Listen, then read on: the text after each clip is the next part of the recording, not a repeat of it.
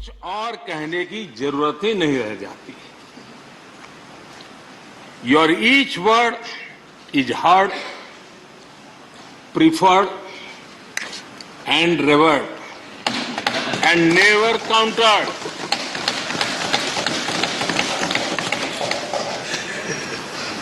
कैसे कोई अपनी भाषा की ताकत के रूप में और सहजता से इस सामर्थ्य के लिए जाना जाए और उस कौशल से स्थितियों को दिशा मोड़ने का सामर्थ्य रखे, सचमुच में आपके इस सामर्थ्य को मैं बधाई देता हूं।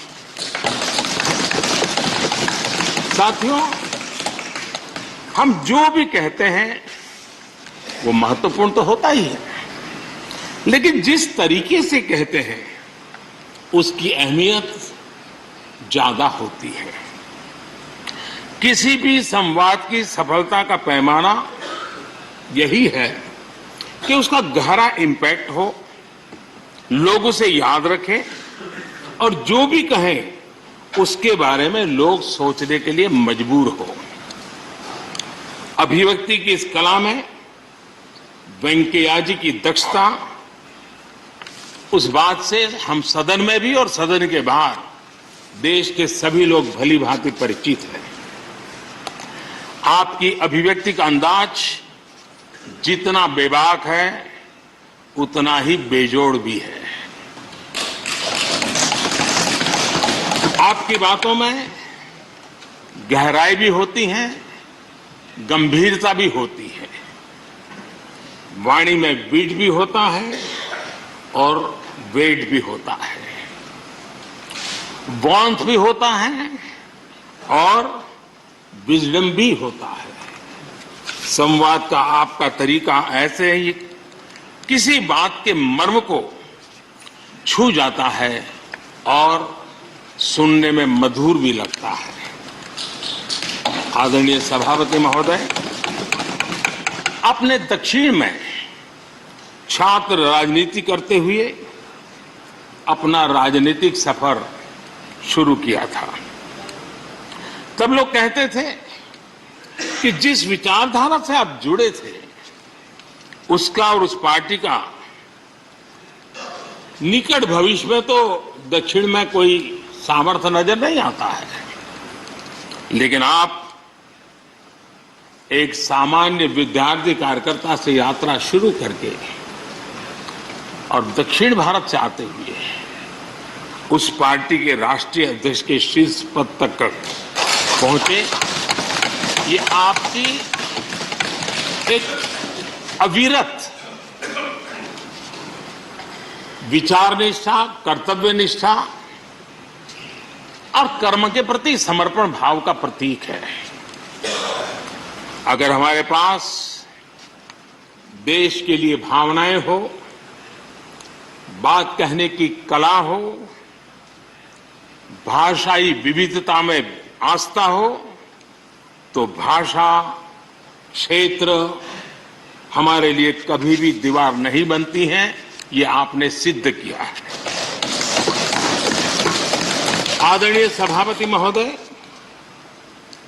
आपकी कही एक बात बहुत लोगों को याद होगी, मुझे तो विशेष रूप से याद है। मैंने हमेशा सुना है आप मातृभाषा को लेकर के बहुत ही टची रहे हैं, बड़े आग्रही रहे हैं, लेकिन उस बात को कहने का आपका अंदाज भी बड़ा खूबसूरत है। जब आप कहते हैं कि मातृभाषा आंखों की रोशनी की तरह होती है, मातृभाषा आंखों की रोशनी की तरह होती है, और आप आगे कहते हैं और दूसरी भाषा चश्मे की तरह होती है। ऐसी भावना हृदय की गहराई से ही बाहर आती है। वेंकैया जी की मौजूदगी में सदन की कार्रवाई के दौरान हर भारतीय भाषा को विशिष्ट अहमियत दी गई है। आपने सदन में सभी भारतीय भाषाओं को आगे बढ़ाने के लिए काम किया। सदन में हमारी सभी 22 शेड्यूल लैंग्वेज में कोई भी माननीय सदस्य बोल सकता है, उसका इंतजाम आपने किया। आपकी ये प्रतिभा, आपकी ये निष्ठा आगे भी सदन के लिए एक गाइड के रूप में हमेशा हमेशा काम करेगी। कैसे संसदीय और शिष्ट तरीके से भाषा की मर्यादा में कोई भी अपनी बात प्रभावी ढंग से कह सकता है, इसके लिए आप प्रेरणापुंज बने रहेंगे।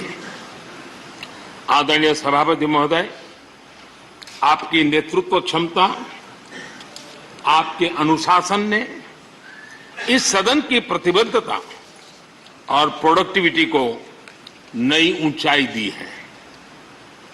आपके कार्यकाल के वर्षों में राज्यसभा की प्रोडक्टिविटी 70% बढ़ी है। सदन में सदस्यों की उपस्थिति बढ़ी है। इस दौरान करीब करीब 177 बिल पास हुए या उन पर चर्चा हुई, जो अपने आप में कीर्तिमान है। आपके मार्गदर्शन में ऐसे कितने ही कानून बने हैं जो आधुनिक भारत की संकल्पना को साकार कर रहे हैं। आपने कितने ही ऐसे निर्णय लिए हैं जो अपर हाउस की अपवर्ड जर्नी के लिए याद किए जाएंगे। सचिवालय के काम में और अधिक एफिशिएंसी लाने के लिए भी आपने एक समिति का भी गठन किया। इसी तरह राज्यसभा सचिवालय को सुव्यवस्थित करना, इंफॉर्मेशन टेक्नोलॉजी को बढ़ावा देना, पेपरलेस काम के लिए ई ऑफिस सिस्टम को लागू करना, आपके ऐसे कितने ही काम हैं जिनके जरिए उच्च सदन को एक नई ऊंचाई मिली है। आदरणीय सभापति महोदय, हमारे यहां शास्त्रों में कहा गया है, न सा सभा यत्र न सन्ति वृद्धा न ते ये न वदन्ति धर्मम। अर्थात जिस सभा में अनुभवी लोग होते हैं वही सभा होती है, और अनुभव लोग वही है जो धर्म यानी कर्तव्य की सीख दें। आपने मार्गदर्शन में राज्यसभा ने इन मानकों को पूरी गुणवत्ता से पूरा किया है। आप माननीय सदस्यों को निर्देश भी देते थे और उन्हें अपने अनुभवों का लाभ भी देते थे, और अनुशासन को ध्यान में रखते हुए प्यार से डांटते भी थे।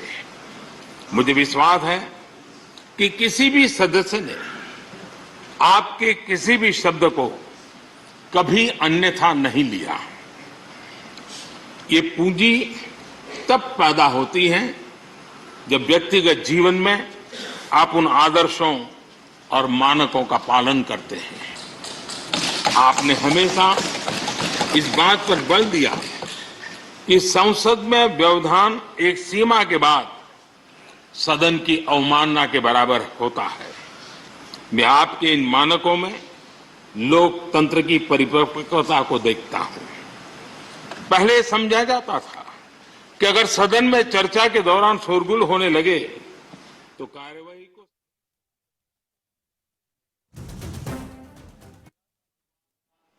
संपर्क और समन्वय के जरिए न सिर्फ सदन को संचालित किया बल्कि उसे प्रोडक्टिव भी बनाया। सदन की कार्रवाई